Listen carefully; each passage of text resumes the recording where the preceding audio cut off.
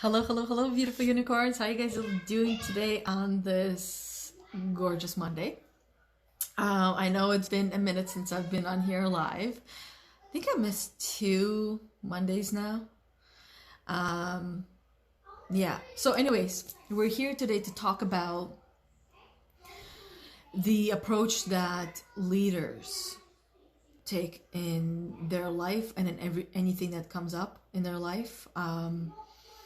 And what is a leader, or who is a leader? A leader is you.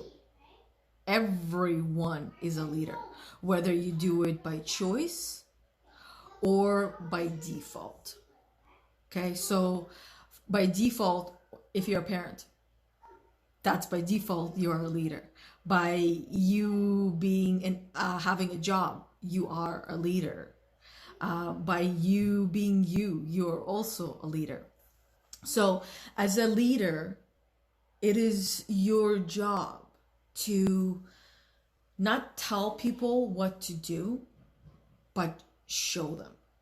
So let's take an example of kids, right? We all have kids, or most of us have kids, or know of kids. So with kids, so a great example with that one is something that I used to struggle with my kids. Brushing teeth in the evening before bed. Brush your teeth, brush your teeth, brush your teeth. Why aren't you brushing your teeth? Oh my God, it's so frustrating. Why won't you listen to me? Why won't you just do what I tell you to do? Okay? And as I hear these thoughts, or sometimes these words that come out, I realize that that's the problem right there. Because I am telling them what to do. I am bossing them around. I am trying to gain control of the situation when there is no need to gain control. Control is an illusion, and it's something that keeps us playing small, and it creates a lot of expectations that for the most part are not realistic. And as I worked through the scenario of what was happening with the kids, why they weren't listening, why they weren't doing it, I realized because I wasn't showing them, because I wasn't leading them, because I was being a boss and I was telling them what to do, because I am the law and you obey me. Okay? Instead, as a leader, pick up your toothbrush, put toothpaste on it. Okay, guys, let's go brush our teeth. We can do it together as a family. Bonding time. Let's brush our teeth together. Okay? As I started doing that, I noticed that I don't have to ask my daughter at all. Like, she knows bedtime, awesome. She goes and she brushes her teeth on her own. In the mornings, the same thing, right? With my son, he's still young, so this is a ritual, right? Brushing teeth is a ritual that we all do as adults, but for kids, it takes time for them to create that as one of their habits and rituals that they will continue to do throughout their entire life, right?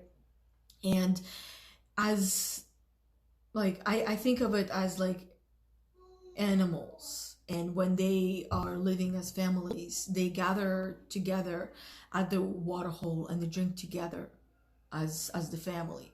They eat together as the family. And we are animals, just different species. We are a lot more aware and we have choices. And this is where we get to choose of how we want to raise our family, how we want to raise ourselves, how we want to show up for ourselves, how we want to show up for other people as well. So, and then as I give example of the children, that example can be taken into anything that we do with kids, right? Don't tell them, show them. Don't tell them, this is what I want you to do, right? Show them. Maybe help them a little bit. Okay, this is how we do it. Are you okay now? Are you able to do it on your own, right? Because essentially we want them to do it on their own, but in the beginning, so for example, folding clothes. This is something that I have been teaching my kids how to do, and now our daughter is the one that folds all the clothes. So I spent a lot of time with her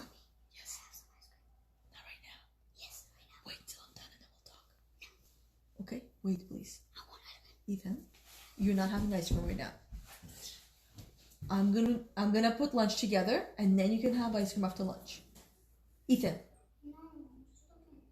Okay. Look, don't touch. What was I talking about? Sometimes the mind escapes me with distractions of them. Anyways, I can't exactly remember what I was talking about. I do remember now. Folding the clothes. So I spend a lot of time sitting down with her and making sure that she's comfortable and confident, right? Because if we want them to do something on their own, they need to practice and practice and practice until there is enough confidence built inside of them so they're able to do it on their own. That the same thing goes for adults. When we start a new job, that's essentially what it is. Whether it's brushing teeth, whether it's cleaning your room, whether it's helping you clean, whether it's cooking, whether it is folding clothes, whatever it is that they're doing for the first time, as it is a job. So when you start a new job, what is your probation period? For the most part, it's about 3 months. So the same thing goes for kids. They need about 3 months to learn something new, right? And some kids might need a little bit longer. So this is where, if you want to teach them something, as a trainer, as a leader, it is your job to be there for them and help them learn the way that they're able to learn, with, of course, you teaching them, not telling them, but you teaching them and showing them at the same time of how it's done, how you like to do it, and then maybe finding somewhere in between of how they want to do it, depending on what it is. And dedicating that time to them, right? Not necessarily the whole entire day. Find a time, find a place, and dedicate that time to their training. That's what it comes down to when it comes to kids. With partners, they are an adult. They have a mind of their own, also the children, okay? But they have a bigger mind of their own because they've lived that much longer than children have. And it is not your job to change them. If you want them to change, you must show them and not tell them. Because when was the last time that you felt good when you were told of what needs to get done or what the other person wants you to do? Most people don't feel good when they're being told what to do, when somebody else's agenda is being put on them, when more things get added to their to-do list, when they're told that I don't like this about you and you need to change. None of that feels good. So why is it that we're thinking that it's okay for us to do it to other people and not okay for them to do that to us? Lead by example. Show how you want it done. If you want to see change in your partner, you first must change. And part of that change is accepting yourself and accepting your partner for who they are and looking for the positives in them as opposed to negatives. Because if we focus on all the negatives, that's all we will see from them and from ourselves as well. But at the end of the day, it comes down to ourselves. Because we can't change anyone. We can only change ourselves. We all know this, okay? So this is not new information. We all know this. We all know that if we want to see change, we need to start within. If we want to live a certain way, it entails change, and that starts from within. We need to be ready, prepared for whatever comes from within.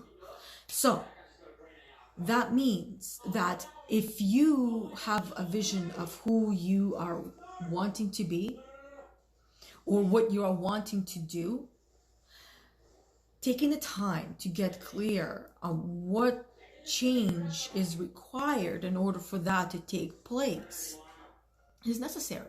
And once you become clear on what needs to change or shift and why, because the why is very important. The why is what actually helps us to stay motivated and have that buy-in. Have the buy-in that this is what I want and this is what it entails.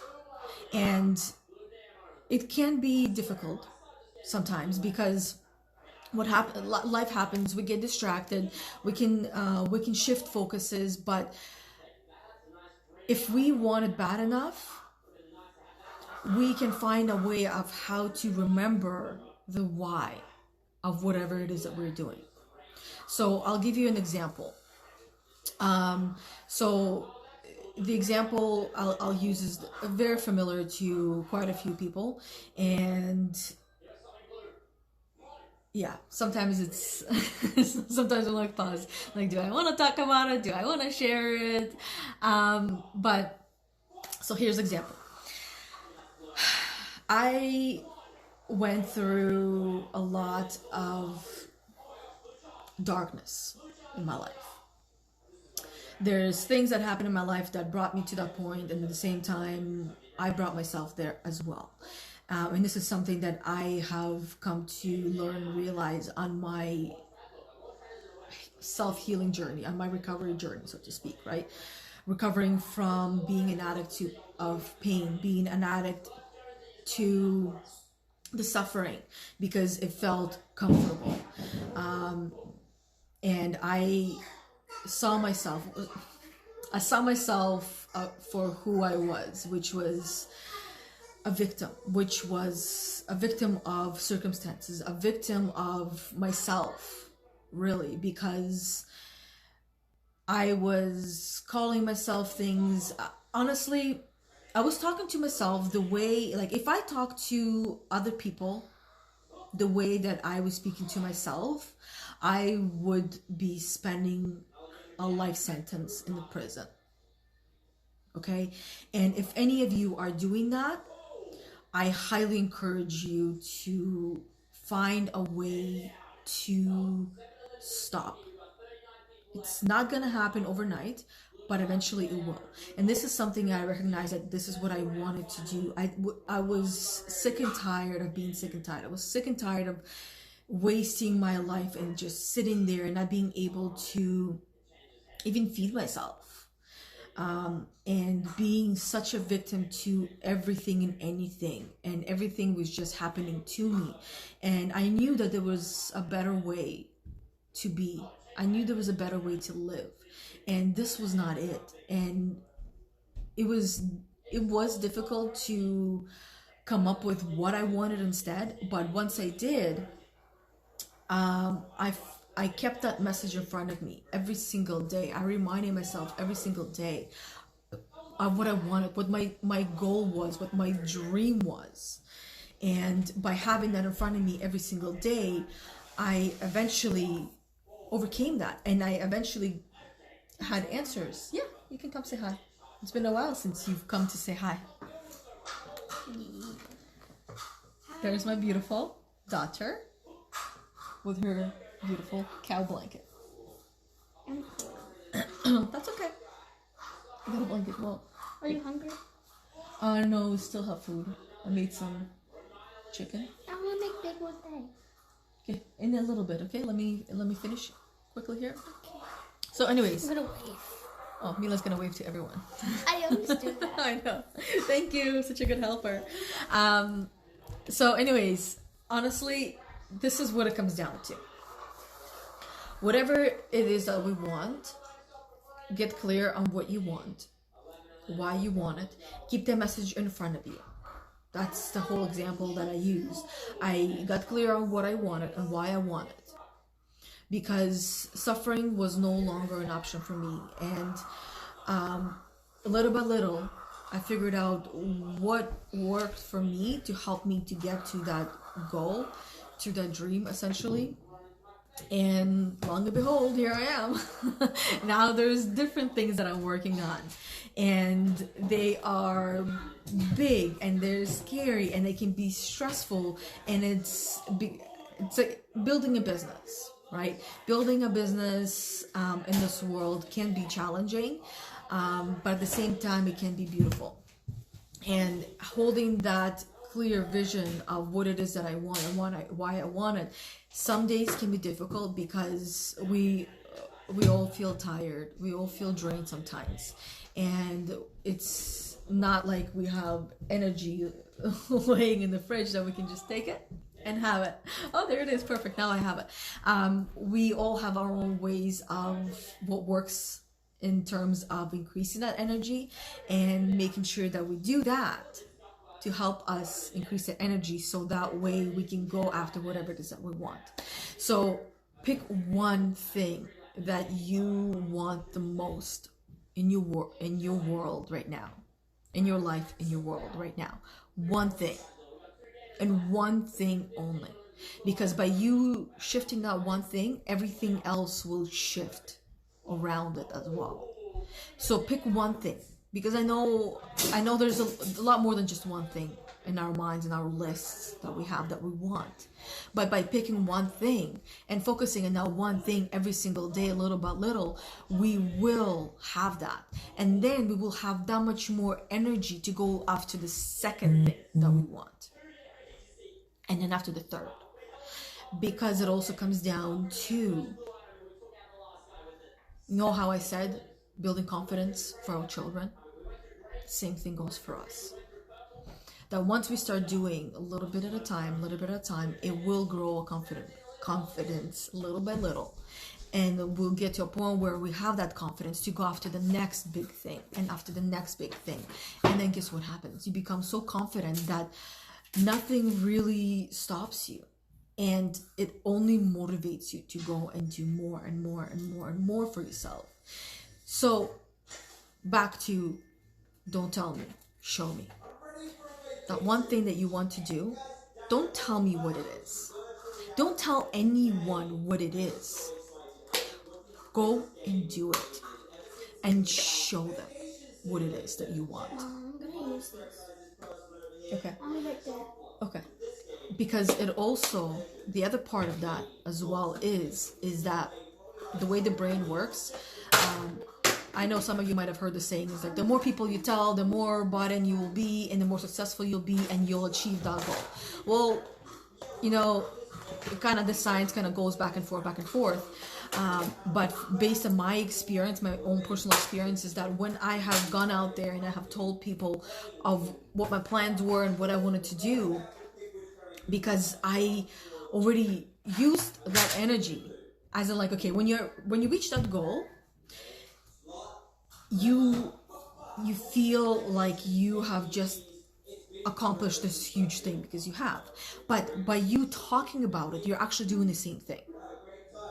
So that's why I also say, for your goals and dreams, don't tell people what they are. And it's not about hoarding information. It's not about being dishonest. It's about, you want something so bad, and because you want it that badly, you are so determined that you're not going to deviate from that path by telling one person, telling another person, telling another and another, because you are essentially accomplishing that goal by telling all these people. So therefore, when you actually accomplish it, you won't feel as excited, because you have already given out some of that achievement as you were going along. So it's about you knowing the value of this goal and keeping it in front of yourself, for yourself, and going and doing it, and then showing what's possible. So when I was going through this self-healing, this self-discovery journey, I wasn't out there telling everyone of what I was doing and why I was doing it. I was sharing a little bit here and there, but I wasn't giving all of that information out, because if I did, I would stop doing what I was doing, because I feel like I've already done it or accomplished it. Mila, turn it down, please. Thank you. And that's where, and I've done that, where I've shared it and I stopped doing what I was doing, even though it was working, and I moved on to other things. And I mean, there's of course benefits in there, because I got to uncover a lot more, work through a lot more, and test out different things. But anyways, whatever it is that you're doing, whether it's for yourself, whether it is wanting change in your partner or your offsprings, show them. Don't tell them. Be a leader. and not a boss. Get very clear on the difference between what is a boss and what is a leader, and decide which one you want to be. I highly encourage everyone to take the path of a leader, the path that a leader would take, and the approach that a leader would take, as opposed to a boss. Because one of them is catabolic, which is draining, which is exhausting, which breaks down cells and breaks down things. And the other one is anabolic, which is the leader, which builds, inspires, and encourages and grows. Okay? So, as being a boss, it does have its benefits in a short term, but in the long run, it does not. Okay? So, okay, that's all I have for you guys for today. I got to go on. You want to come say bye? Yeah, I have a call with a client now in a couple of minutes, so I'm gonna get ready for that and get all set up as my oldest one comes to say bye-bye. Bye. Bye, everyone. Bye. And she needs coffee. Yes. No coffee for you, only for me. Anyways, bye, everybody. Thank you for watching. I look forward to seeing what each and every one of you has to say, and tell me your biggest takeaway from this entire video. Just one biggest takeaway. Something that stood out to you the most. Yeah. Because that's how we learn. And that's how I get to learn more about you and more about perhaps what you might even want, by hearing what your biggest takeaway is, which indicates, and this is where you also pay attention for yourself, because whatever your biggest takeaway is, that is the direction that you are leaning and going towards. That is what you're most curious about. So pause and take note on more of who you are, and yeah, like, honestly, incredible things will happen, because the more you learn about who you are, you get to learn of more of who you're not, and things just start aligning for you little by little. Your path seems a little bit more clear once you start working on the who of who you are. Okay, so that's it. That's all she said. That's all she wrote. Until next time, bye, everybody, and thank you for watching. And I appreciate and love each and every one of you.